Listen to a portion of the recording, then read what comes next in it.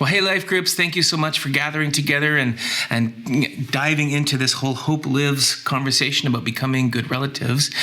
In case you missed Sunday or just want a bit of a quick recap, on Sunday we talked about the healing of the nations. There's this image in the book of Revelation where John describes the tree of life and says its leaves are for the healing of the nations.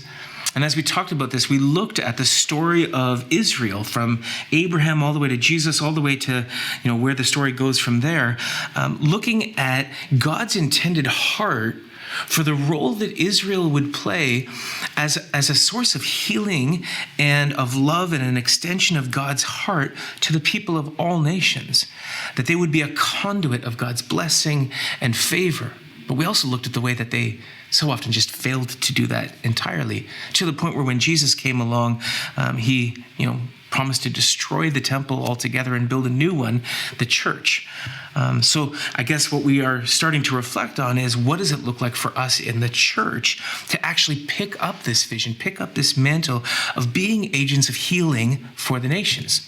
Now, it's kind of cool that in the background of this conversation, we've been studying the book of Acts and learning about the way that the church is actually meant to be a multi-ethnic international movement of the message and mission of Jesus that's intended to extend to all nations, that we would all be one.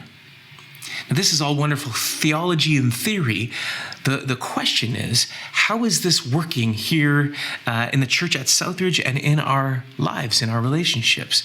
To what degree are our lives surrounded by sameness and insulated, and maybe have we, whether intentionally or inadvertently, lived with walls dividing us from people who are different from us? This is the challenge of learning to actually tear down these dividing walls and learn how to engage in relationships that celebrate diversity and celebrate the value that people bring from all different backgrounds. Now, particularly, we're wanting to focus in on the relationships that we, as predominantly white settler Canadian Christians, have with Indigenous people with whom we share this land. These have been strained relationships with a terrible, atrocious history of violence and mistreatment and injustice, often with the church cast in the role of the bad guys in the story. So what does it look like for us in humility to admit that, to confess that? Even if we didn't cause these problems, we've inherited the stories, we've benefited from the histories. And so what does it look like now to turn the page and to start engaging in the work of healing?